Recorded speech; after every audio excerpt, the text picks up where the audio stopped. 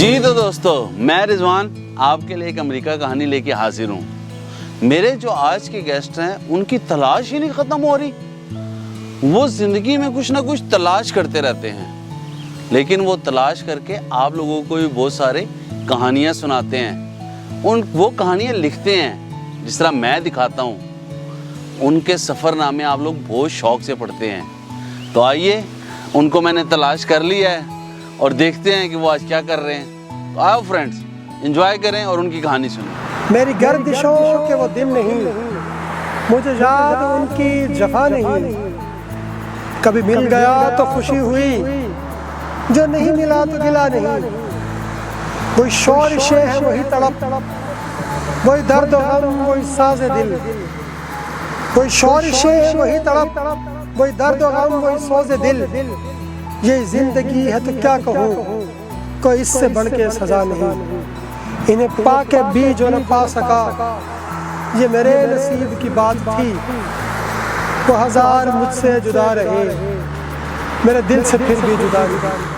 امریکہ میں دوسری دفعہ آیا ہوں۔ اس سے پہلے میں 2018 میں امریکہ آ چکا ہوں، اور جس کے نتیجے میں امریکہ میرے آگے نام کا سفر نامہ جو میرا ہے وہ چھپا ہے۔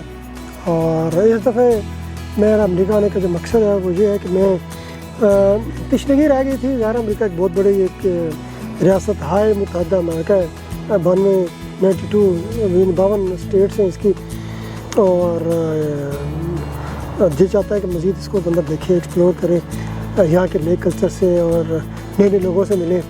اور سیاحت میری گھٹی میں پڑی ہوئی ہے، جو میرے پاؤں میں چکر ہے۔ گھومنے پھرنے کی عادت ہے، شوق ہے مجھے، اور اللہ نے اس شوق کے لیے ذرائع بھی مہیا کر رکھے ہیں۔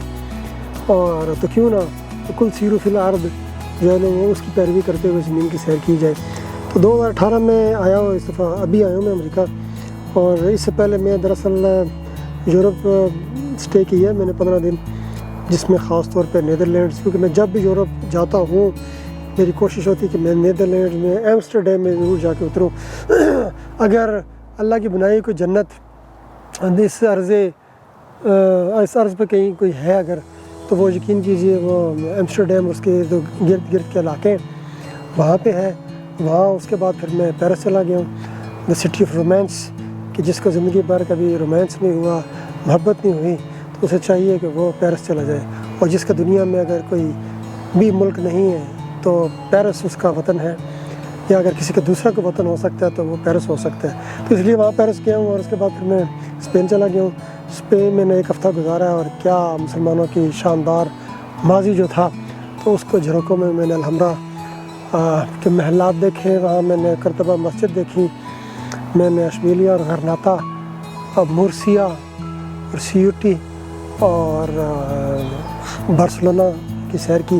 اب امریکہ آیا ہوں، اور امریکہ آنے کا مقصد میرا یہ ہے کہ وہ تشنگی جو میں 2018 میں چھوڑ آیا تھا، وہ میں تشنگی یہاں آ کے پوری کروں، اور میں ایک سفر نامہ اور لکھوں۔ اور اس سلسلے کی یہ کڑی ہے کہ میں امریکہ ڈائری لکھ رہا ہوں، اور فیس بک پر میں تواتر کے ساتھ پوسٹ بھی کر رہا ہوں، اور جو پاکستان کے ایک روزنامے میں جو ہے وہ ہفتہ وار شائع بھی ہو رہا ہے میری امریکہ ڈائری، نازش امریکہ میں امریکہ ڈائری کے عنوان سے، جس کے ابھی تک 1.5 ماہ میں 17 قسطیں 17 ایپیسوڈ جو ہے نا وہ میں لکھ چکا ہوں، جس میں لوگوں کے طرز معاشرت ہے، بود و باش ہے، رہنا سہنا ہے، ثقافت ہے، اور یہ ساری چیزیں جو میرا ایکسپیرینس آ رہا ہے لوگوں سے ملنے کا، وہ میں شائع کر رہا ہوں۔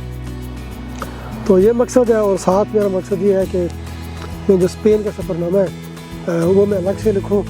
اور تیسرا، میں ابھی تک ایک امریکہ میں آنے کا 3 مقاصد تھے، ایک اسپین کا سفر نامہ، دوسرا امریکہ کا سفر نامہ ایک اور تیسرا میں ایک ناول کی تلاش میں ہوں، جس کے لیے میں نکل پڑتا ہوں۔ دیکھنے میں جو ہے وہ کنیکٹیکٹ ریور کے اس کنارے آیا ہوا ہوں۔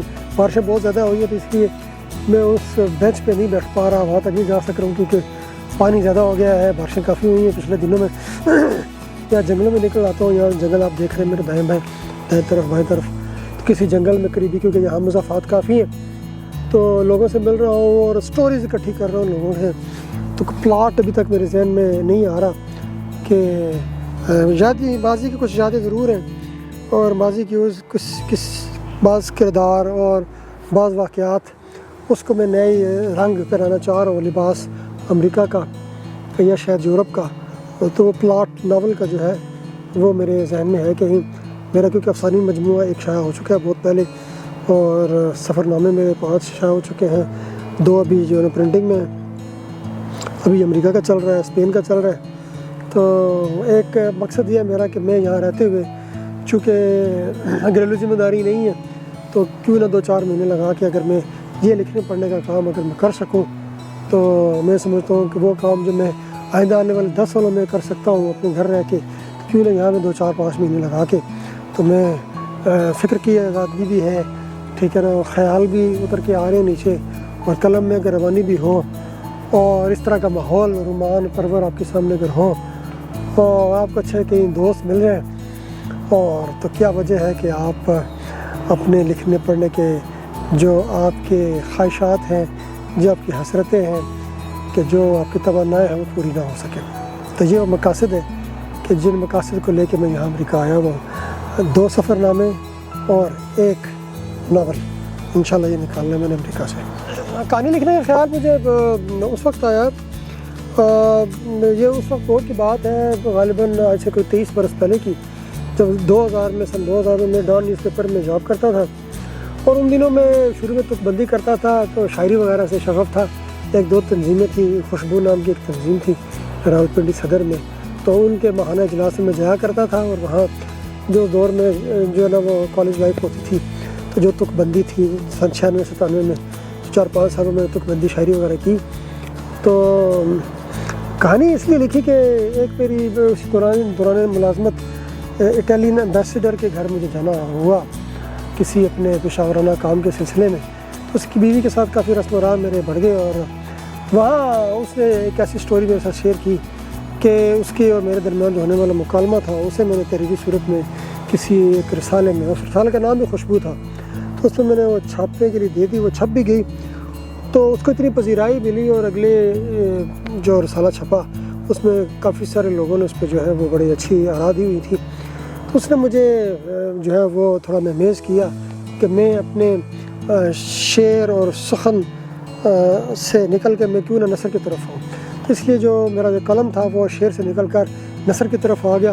وہ تو ایک وجہ تھی، لیکن اس کو اگر جلا بخشی ہے تو منشا یاد مرحوم نے بخشی ہے کہ جب میں نے اپنے افسانے 20 افسانے جو ہے وہ لکھ کے اور ان کی خدمت میں پیش ہوا ان کے گھر میں افسانہ منزل G7 میں، تو جو ان کو میں نے دکھایا، اور انہوں نے کافی شفقت کے ساتھ نہ صرف کہ انہیں دیکھا، اس کی قطع برید کی، اور مجھے بلا کر جو ہے نا وہ میری انگلی پکڑ کے مجھے چلنا بھی سکھایا افسانے کی راہ پہ۔ اس کے بعد حمید شاہد صاحب کا نام میں نہ لوں تو ان کے ساتھ بھی زیادتی ہوگی یقیناً، کہ انہوں نے بھی اپنے قیمتی وقت میں سے اپنے دفتر میں، اپنے گھر میں، اور جہاں جہاں ان کا جو ہے وہ مجھ سے سابقہ پڑا، انہوں نے میری انگلی تھامی، میرا ہاتھ پکڑا اور مجھے افسانے کی طرف لے کر گئے۔ اور مجھے وہ دن کبھی نہیں بھولتا کہ جب میری کتاب کی تقریبی رونمائی تھی، پہلی اڑان، جو کہ میرا پہلے افسانوی مجموعہ تھا، تو منشا یاد مرحوم نے کہا تھا کہ اس نوجوان نے بہت اچھا کیا ہے کہ چھوٹی چھوٹی داد و تحسین حاصل کرنے کے لیے شعر سے طائب ہو کر نثر کی دنیا میں قدم رکھا۔ تو یوں اس کے بعد پھر نثر ہی کی طرف چلا، اور پھر 2012 میں مجھے ترکی اپنے پیشے کے سلسلے میں جانا پڑا۔ ترکی کا جو وزٹ تھا اس نے وہاں ایک نئی دنیا، نئے لوگ، نئی آزادیاں، فکر کی آزادی، اور اتنا کچھ دیکھا میں نے وہاں کہ مجھ سے رہا نہیں گیا۔ میں وہاں نوٹس لیتا رہا، اور واپس آ کے مجھے 1 سال لگا، 13 ماہ لگے، 13 مہینے بعد میں ایک کتاب ترتیب دینے میں کامیاب ہو گیا، کاردش سفر نامہ ترکیہ۔ تو اس سفر نامے کو اس قدر پذیرائی ملی کہ اس کے 2 ایڈیشن جو ہے وہ ہاتھوں ہاتھ بک گئے، حالانکہ کم ہی ہوتا ہے کہ کتابیں بکتی ہیں۔ پھر مجھے چائنا جانا ہوا تو دیواریں چین کے سائے تلے ساتھ لے کے آیا۔ اس کے بعد پھر میں امریکہ آیا تو دیواریں تو میں امریکہ میرے آگے۔ 2019 میں مجھے یورپ جانا ہوا تو پہلی جھلک یورپ کی۔ تو یہ سارے وہ سفر نامے تھے میرے جو آتے گئے، اور یوں تو میں ایک سفر نامہ نگار کے طور پر ادبی اس وقت پر جانے لگا۔ تو میں شکر گزار ہوں اللہ علم جزید کا کہ اس نے مجھ سے جو ہے وہ یہ کام کرائے، اور آج جو ہے وہ میں کہیں نہ کہیں جو ہے وہ سفر نامہ نگار کے طور پر جانا اور مانا جاتا ہوں۔ اور میں پھر بھی اس سلسلے میں مستنصر حسین طارق صاحب کو بہت شکر گزار ہوں کہ میرے پہلے سفر نامے کاردش کے اوپر انہوں نے مجھے کال کیا اور 10-11 منٹ تک انہوں نے مجھ سے بات کی. اس سے پہلے میری ان سے کوئی ملاقات نہیں تھی. پھر بعد ازاں انہوں نے مجھ سے ملنے کا بھی کہا اور پھر میں لاہور میں ان سے ملنے کے لیے گیا.